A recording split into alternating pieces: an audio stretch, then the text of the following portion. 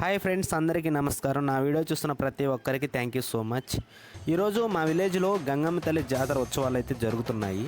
ఈ గంగమ్మ తల్లి జాతర సంవత్సరానికి ఒక్కసారి అయితే మా ఊరి గ్రామ పద్ధతులు అయితే జరుపుకుంటారు.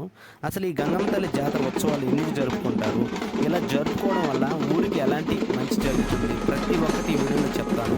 వీడియో చివరి వరకు చూసి నచ్చితే లైక్ చేసి సబ్స్క్రైబ్ చేయండి. గంగమ్మ తల్లి జాతర అనేది కేవలం ఒక ఉత్సవం మాత్రమే కాదు, ఇది ఒక ఎమోషన్. ముఖ్యంగా రాయలసీమ మరియు నెల్లూరు ప్రాంత ప్రజలకు ఈ జాతర చాలా ప్రత్యేకంగా చెప్పుకోదగింది. గంగమ్మ తల్లి జాతర లేదా తిరునాళ్ళు జరుపుకోవడం వెనుక చాలా ఆసక్తికరమైన స్థానిక నమ్మకాలు అయితే ఉన్నాయి. అవేంటి ఒకసారి చూద్దాం. గంగమ్మ తల్లిని గ్రామ దేవత రక్షణగా పిలుచుకుంటారు. ఊరి మీద ఎలాంటి కరువు కాటకాలు అంటువ్యాధులు సోకకుండా పంటలు బాగా పండాలని, పశుపక్షాదులు క్షేమంగా ఉండాలని కోరుకుంటూ గంగమ్మ తల్లి ప్రతి సంవత్సరం అంగరంగ వైభవంగా ఈ ఉత్సవాలు అయితే గ్రామ పెద్దలు జరుపుకుంటూ ఉంటారు. ఇలా జరుపుకోవడం వల్ల గ్రామంలో ఉండే ప్రజలు అందరూ క్షేమంగా పిల్లాపాపలతో ఉంటారని వాళ్ళ నమ్మకం.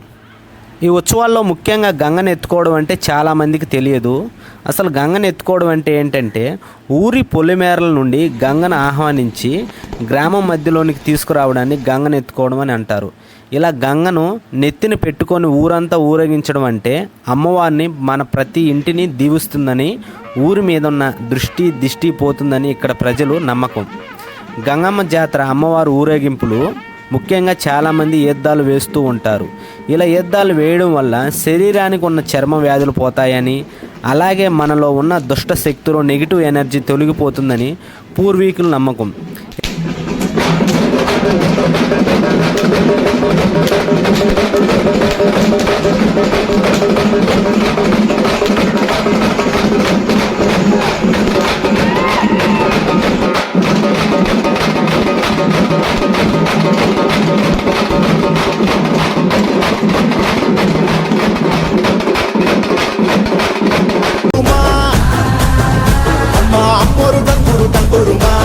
రంగులని కలిసినట్టే ఉంటాయి రాజపుడు.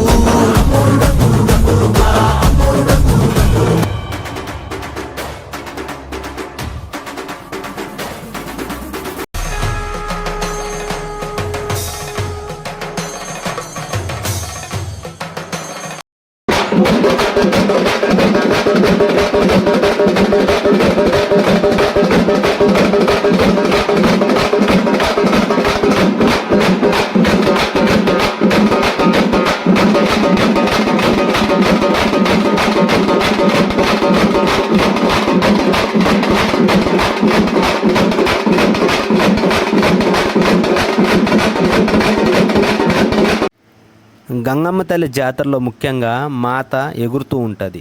సో ఇలా ఎగరడం వల్ల అమ్మవారి కృప ఆ ఊరి మీద బాగా ఉంటుందని, ఆ ఊరికి సంబంధించి ఎలాంటి నెగిటివ్ ఎనర్జీ కానీ ఎలాంటి కీడు ఊరికి సోకకుండా ఉంటుందని ఇలా గంగమ్మ తల్లి జాతరలో మాతను తీసుకొచ్చి డ్యాన్స్ వేయిస్తూ ఉంటారు. సో ఇలా వేయడం వల్ల ఊరికి మంచి జరుగుతుందని ఆ ఊరి వాళ్ళు నమ్మకం అంటారు.